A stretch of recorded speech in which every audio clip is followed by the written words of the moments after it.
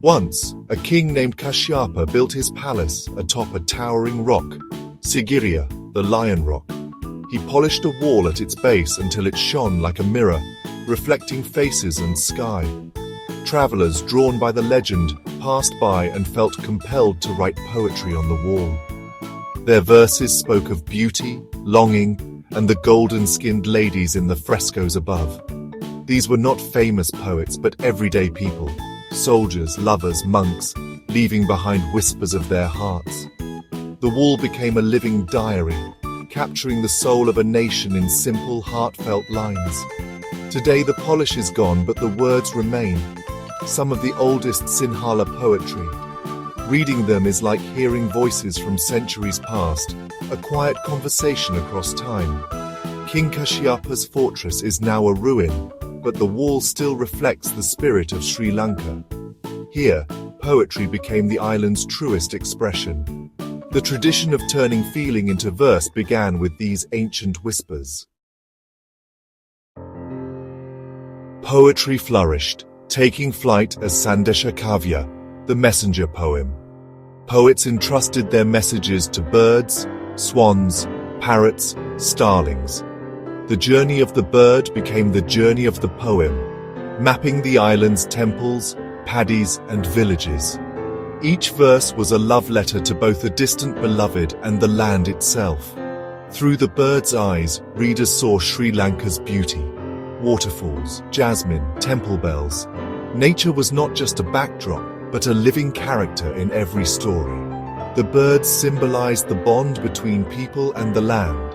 Sandesha Kavya revealed a spirit that finds poetry in the everyday. The landscape gave meaning to every message, weaving people and place together. In Sri Lanka, even longing and hope are written on the wind. Then came the colonizers, the Portuguese, Dutch, and British, casting a long shadow. The poetry changed, becoming a quiet weapon of resistance and pride. Verses spoke of injustice, heritage, and the unbreakable will to be free. Nancy Wijakun emerged, her poetry a call to action, using the colonizers' language to demand independence.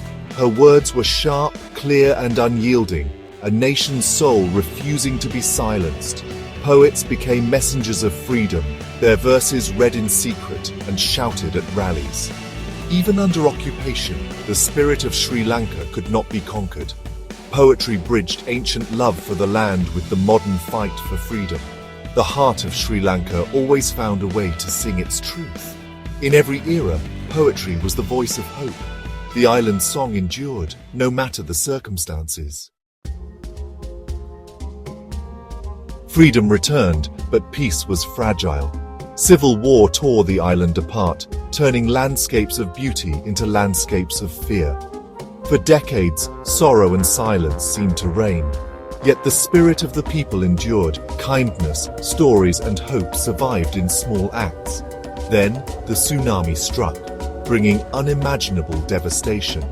In the aftermath, communities united, helping, mourning, and rebuilding together. Old divisions faded as resilience shone through.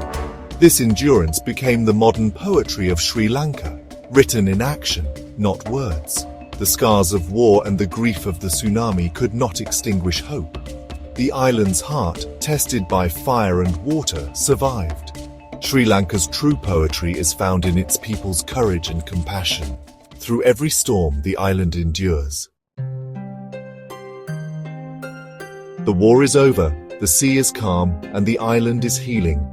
Sri Lanka is a tapestry of cultures. Sinhalese, Tamil, Muslim, Burgher, Christian, Buddhist, Hindu, woven together once more. A new chapter of reconciliation and unity is being written. The island's song is now a harmony of many voices, heard in markets, festivals, and places of worship. The journey has been long, but the destination is a shared future. Ancient beauty remains, Sigiriya, tea hills, golden beaches, and birds in flight. The landscape is a constant reminder of the island's magic and resilience. Sri Lanka is more than a place. It is a feeling, a smile, a taste, an echo of ancient poems and new dreams.